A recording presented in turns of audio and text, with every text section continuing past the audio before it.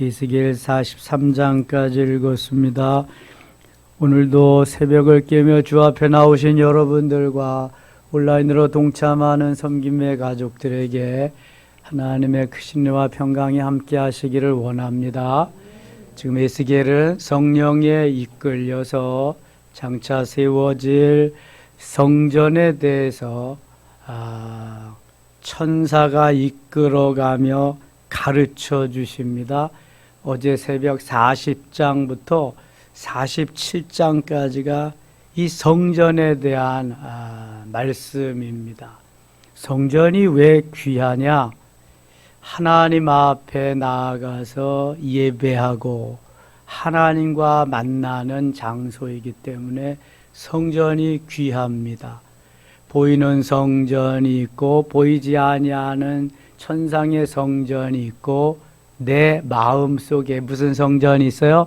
심령 성전이 있습니다. 그래서 보이는 성전을 말씀하시면 보이지 않는 성전을 말씀하기 위함이고 내 안에 심령 성전을 또한 말씀하기 위함입니다. 성령께서 천사를 통해서 에스겔에게 장차 세워질 성전을 쭉 말씀하십니다. 성전의 개념을 우리가 일단 출애굽기에서 성막에서부터 이어지는 성전의 개념을 좀 먼저 알고 이 말씀을 묵상하면 훨씬 이해가 빠를 것 같아요. 성전은 성전뜰과 성소와 지성소로 이루어졌습니다. 성전뜰에는 물두멍과 번제단이 있습니다. 성전뜰에는 유대인과 이방인들이 가서 예배할 수 있습니다. 제사할 수 있습니다. 성전뜰을 지나면 성소가 있습니다. 성소에는 떡상과 그 다음에 분향단과 또 등잔대, 저 등잔대가 성소에 있습니다. 제사장만이 들어갈 수 있습니다. 24조로 나누어서 로테이션해서 제사장들이 성소에 들어가서 봉사를 합니다. 제사장들은 이제 그때 제사장의 옷, 가운을 입고 들어가는 것입니다. 성소와 지성소 사이에는 휘장이 있습니다. 그 휘장 안으로 들어가는데 거기 지성소에는 법궤가 있습니다. 언약궤라고도 하고 증거궤라고도 합니다. 법궤 안에는 십계명의 두 돌판과 아론의 쌍난 지팡이와 또 만나를 담은 항아리가 있습니다. 법궤 뚜껑을 뭐라 그래요? 지성소라고 합니다. 지성소. 그 위에 그룹 천사가 두 날개를 펴고 서 있습니다. 이것이 바로 지성소인데요. 거기는 대제사장이 1년 1차 대속죄일에 들어가서 자신을 위해서 온 백성을 위해서 제사하는 곳입니다. 이것이 바로 성전의 개념이거든요. 구조입니다. 이것을 머릿속에 두고 이제 에스겔에게 말씀하시며 펼쳐질 성소가 어떤 것인가를 묵상하면 은혜가 되겠습니다. 41장에 갑니다.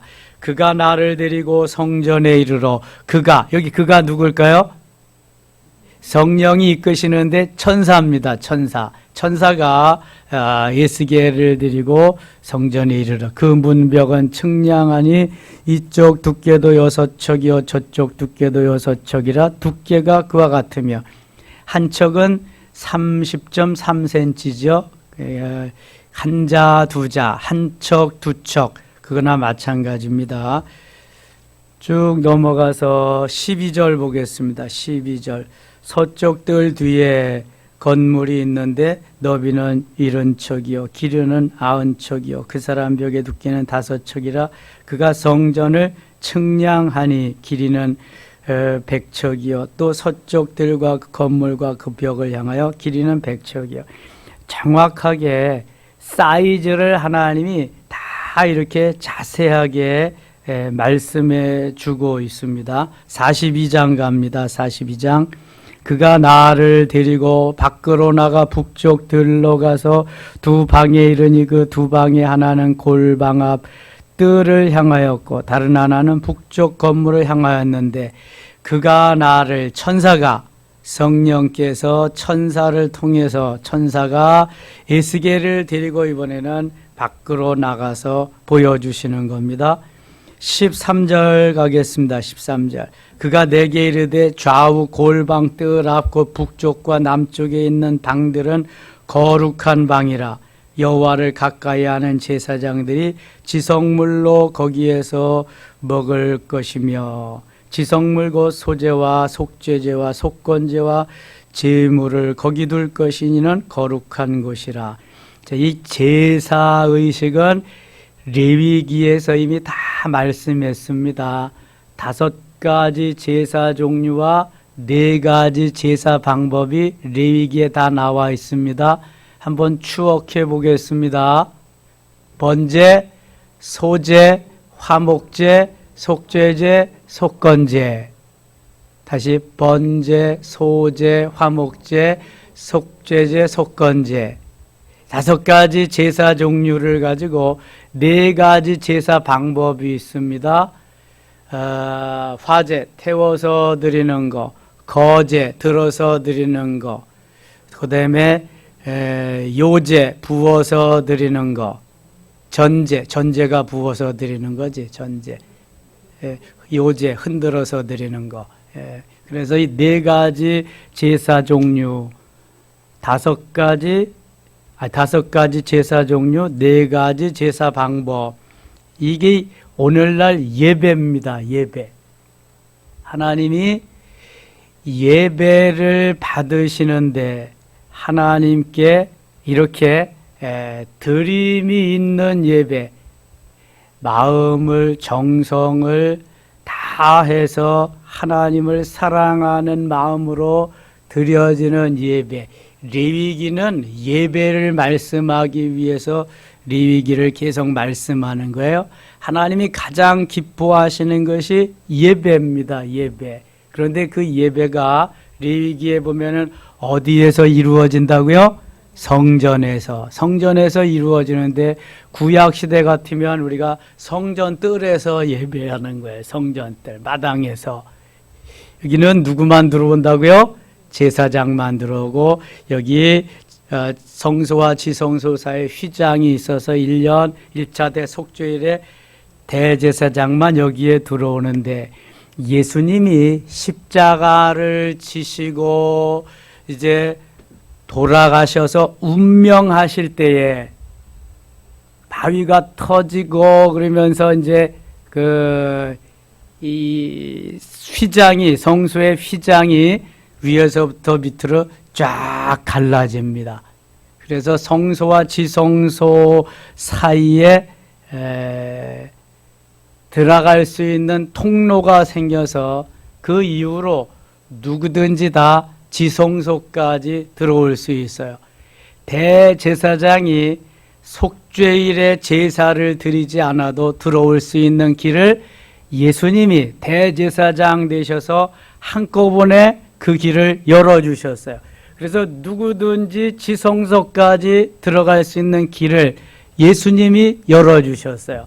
그래서 예수님을 만나려면 지성소까지 들어와야 돼요. 성전뜰에서도 성소에서도 안 되고 대제사장이 들어가서 제사 드리는 그것까지 가서 예수님을 만나는 거예요. 예수님이 그 길을 열어주셨으니까. 그래서 오늘날은 이렇게 성소와 지성소 사이에 휘장이 없습니다. 휘장. 그래서 옛날 교회들은 주로 그걸 상징하기 위해서 휘장을 강단 뒤에다가 둘렀습니다. 그리고 위에서부터 밑에까지 쫙 내려서 이렇게 둘로 갈라진 모습을 해 놓기도 했습니다. 그게 그런 의미입니다. 지금도 어떤 교회는 촛대를 갖다가 놓는 교회도 있고요. 또 이렇게 뭡니까? 분향단 해놓는 교회는 거의 없어. 금초대를 갖다가 이렇게 해놓는 교회도 있습니다. 저걸 크게 해가지고 아무튼 그 성소와 지성소 사이에서 제사를 드리던 성전, 그 성전의 개념이 지금 이렇게 계속 발전적으로 이렇게 와가지고 오늘날 교회가 되었다. 유대인들은 시나고게, 회당이 되었고 또 지금의 성전이 되었다. 그래서 오늘날 성전은 누구든지 만인이 다 들어와서 만인이 제사장 되어서 누구든지 예배할 수 있다. 그래서 대표적으로 목회자가 제사장 역할을 행하면서 그 집례를 한다. 이렇게 알아두면 좋겠습니다. 그래서 주의 전에서 예배하는 거예요. 주의 전에서. 성전에서 예배하는 그 개념이 우리에게 쫙 박혀 있어야 돼요. 이 개념이. 오늘날 코로나 시대라고 흩어지는 교회 뭐 자꾸 주장하고 그러는데 예배는 주의 전에서 모여서 드리는 게 예배입니다. 예배. 반드시 제사장격인 목회자가 집례해서 공간에서 예배해야 이게 예배인 것입니다. 예배.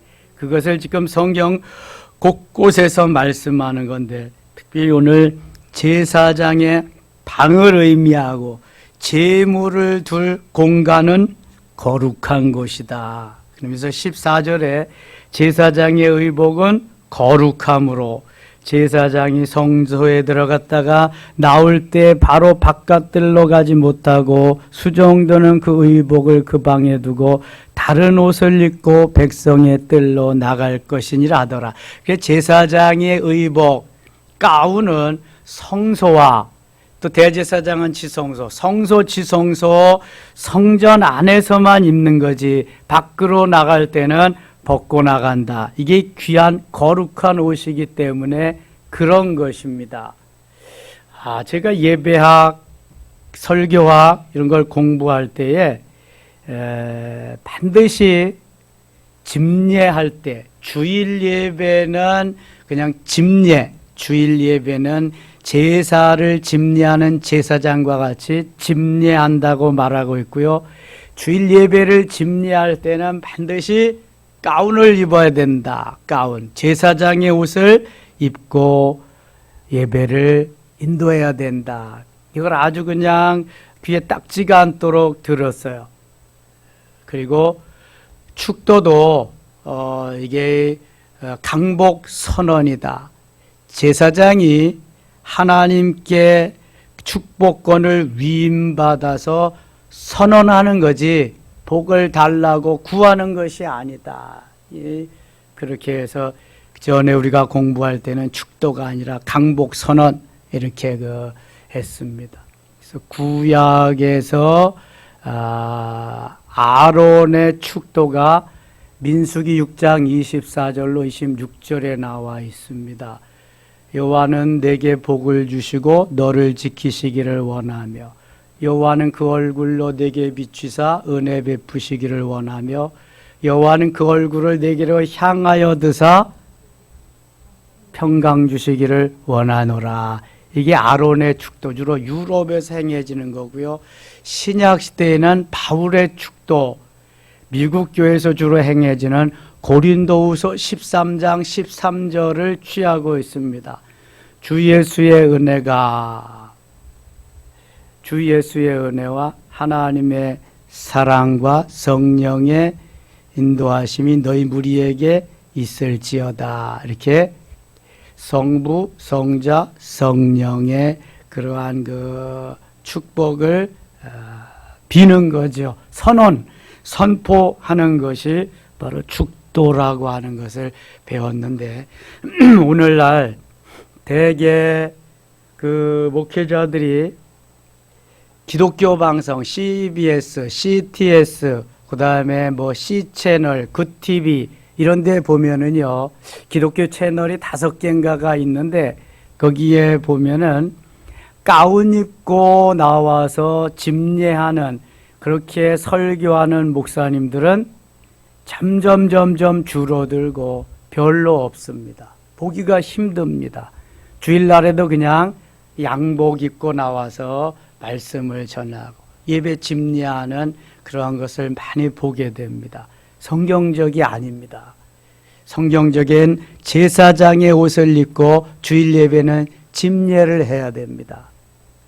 그리고 이렇게 설교를 들을 때도 그게 자꾸 이 개념이 야, 이 제사장인데 똑같은 성도들하고 똑같이 이렇게 해가지고 저게 제사가 되겠는가 그런 마음이 자꾸 드는데요. 아무튼 성경이 말하는 제사장의 옷이 있습니다. 제사장의 옷. 그리고 어떤 분은 또 가운을 입었는데 목사 가운이 아니라 무슨 가운을 입었어요? 박사 가운을 입었습니다. 어떻게 할까요? 박사 가운? 여기에 띠가 3개가 들려 있습니다. 띠가 3개가. 그건 박사 가운입니다. 목사 가운이 아닙니다. 목사 가운은 그거 띠가 없습니다. 그런데 박사 가운이 효력을 발생하려면 가운만 입어서는 아무런 의미가 없습니다. 뭐까지 해야 돼요? 박사모를 써야 됩니다. 박사모. 박사모를 써야 되는 거야. 이게 졸업식 때, 그러니까 학위 수여식 때, 그때에 효력을 발생하는 겁니다. 학위 수여식 때.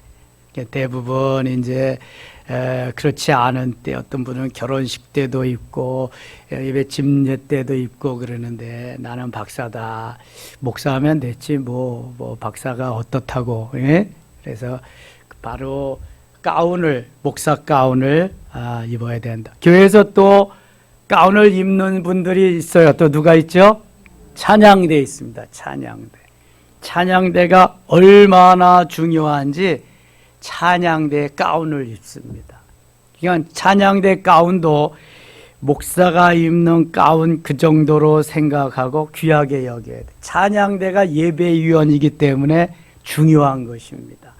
목사가 한 주간 동안 준비하는 것 같이 찬양대도 기도하며 준비하면서 가운을 입고 그냥 찬양대에 앉아서는 졸아도 안 되고 딴짓을 해도 안 됩니다. 미국 교회는 찬양대가 다 어디에 있느냐 하면은 강단 뒤에 있습니다. 강단 뒤에 다 같이 목회자랑 찬양대랑 같이 목회자나 거의 비스무리한 위치에서 있는 게 찬양대입니다. 이렇게 중요한 게 찬양대라는 걸 알아야 돼. 그래서 다윗은 280명이나 찬양대를 두고 4,000명이나 오케스트라 대원을 둬서 살아계신 하나님을 찬양하도록 그렇게 했습니다. 얼마나 중요한 직분인지 몰라요. 오늘날 헌금위원들 좀 구별하기 위해서 가운을 입는데 본래 헌금위원은 가운이 없습니다. 예? 구별하기 위해서 이제 개난대 전에 표찰만 헌금이라고 이렇게 써가지고 했죠. 목사와 찬양대만 가운을 입었었습니다. 지금 거룩한 옷에 대해서 이렇게 꼭 성소에서 교회 안에서만 입지 밖에 나갈 때는 벗어라. 이런 것이 지금 말씀입니다. 43장 가겠습니다. 그 후에 그가 나를 데리고 천사가 또 에스겔을 데리고 문에 이르니 곧 동쪽을 향한 문이라. 이스라엘 하나님의 영광이 동쪽에서부터 오는데 하나님의 음성이 많은 물소리 같고 땅은 그 영광으로 말미암아 빛나니. 많은 물소리 같고 땅은 영광으로 말미암아 빛나니. 그 모양이 내가 본 환상 곧 전에 성읍을 멸하러 올 때 보던 환상 같고 그 발강가에서 보던 환상과도 같기로 내가 곧 얼굴을 땅에 대고 엎드렸더니. 지금 바벨론의 포로로 잡혀가서 그 몸은 육체는 바벨론에 있는데 하나님이 에스겔을 이끌어 가셔서 환상 중에 이러한 세계를 보여주시는 거야. 영적으로. 이 성전이 어떻게 이렇게 되어지고 이루어지고 사이즈는 어떻게 하는 것을 다 보여주는 것입니다. 4절 봅니다. 여호와의 영광이 동문을 통하여 성전으로 들어가고. 이 성전에 대한 아주 클라이맥스가 47장에 나옵니다. 47장에서 이 성전을 하나님이 어떻게 왜 이렇게 주셨는가 하는 것을 계속 거기서 말씀하죠. 5절 가겠습니다. 5절 같이 읽어요. 영이 나를 들어드리고 안뜰에 들어가시기로 내가 보니 여호와의 영광이 성전에 가득하더라.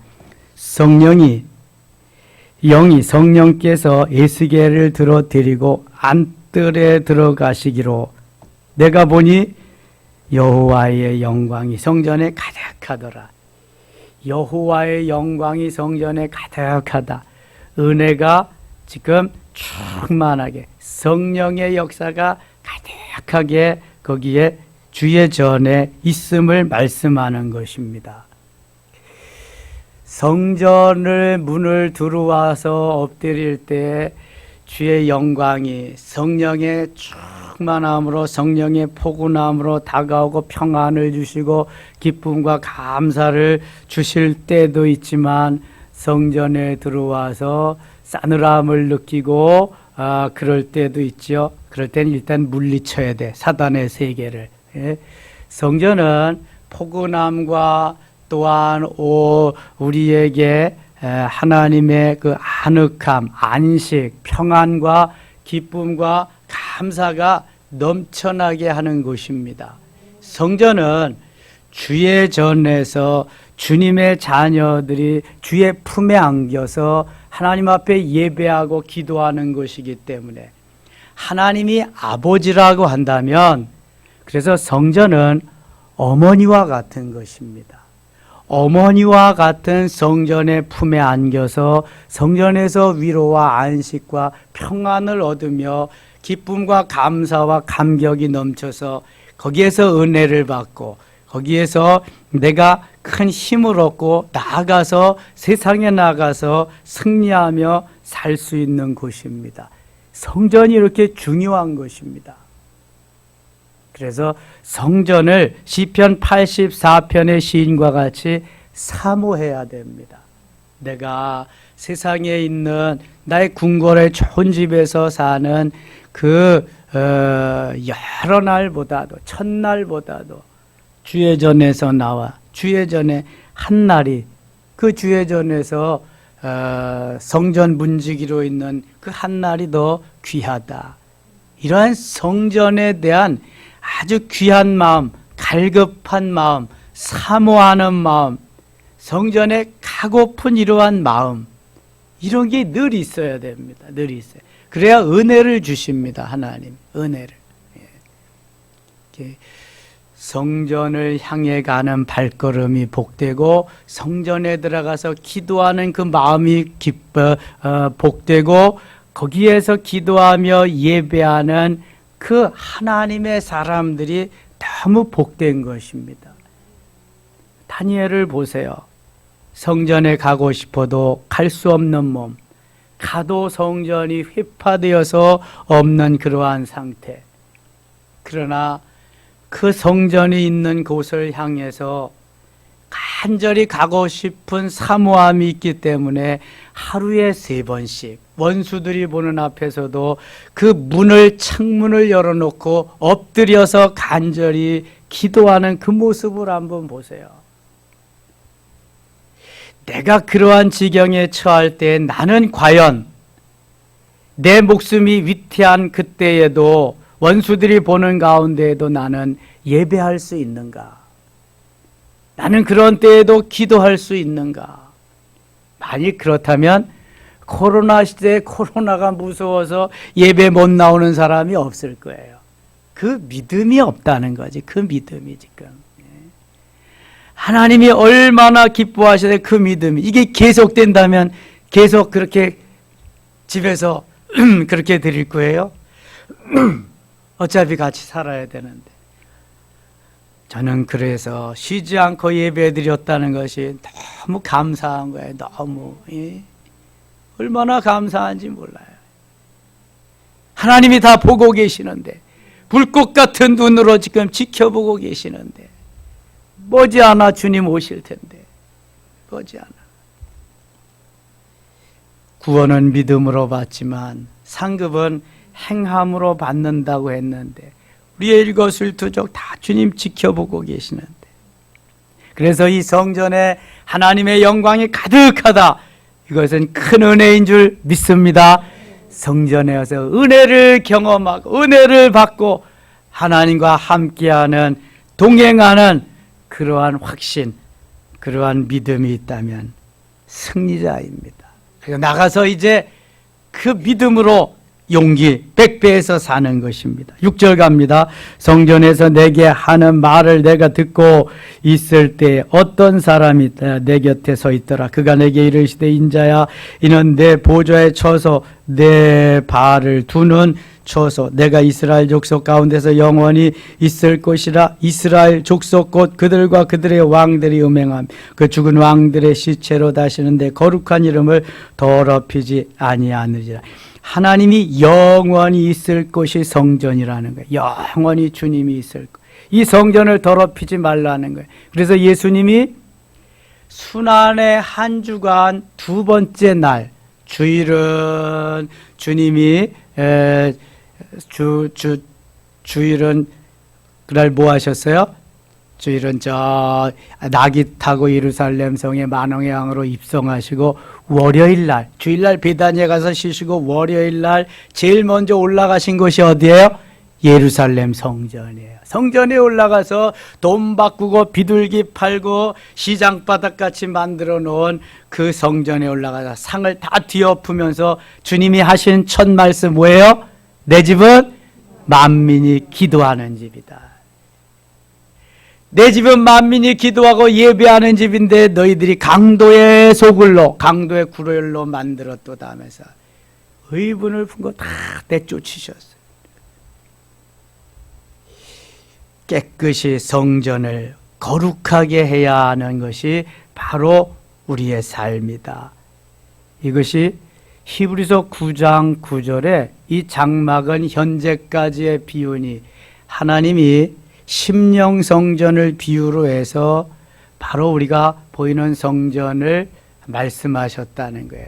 그래서 결국은 심령 성전을 건축해서 삼위일체 하나님 우리 안에 계셔서 나를 다스리시고 영광을 받으시는데 우리가 거기에 초점을 이제 또 맞추어야 됩니다. 10절 가겠습니다. 10절. 인자의 너는 이 성전을 이스라엘 족속에게 보여서 그들이 자기의 죄악을 부끄러워하고 그 형상을 측량하게 하라. 만일 그들이 자기들이 행한 모든 일을 부끄러워하거든 너는 이 성전의 제도와 구조와 그 출입하는 곳과 그 모든 형상을 보이며 또 그 모든 규례와 그 모든 법도와 그 모든 율례를 알게 하고 그 목전에 그것을 써서 그들로 그 모든 법도와 그 모든 규례를 지켜 행하게 하라. 모든 법도와 규례를 지켜 행하게 하라. 신명기에서 말하는 게 듣고 지켜 행하라는 거거든요. 말씀을 듣고 지켜 행할 때 하나님이 은혜를 주신다. 순종하면 축복이요 불순종하면은 저주가 임한다는 것을 말씀하는 것입니다. 하나님이 오늘도 우리에게 귀한 시간 주셨습니다. 모두 다 힘들어하고 모두 다 어려워하고 그러는 시대에도 우리가 피곤을 물리치고 내 육체를 쳐서 복종시키며 주 앞에 달려나왔습니다.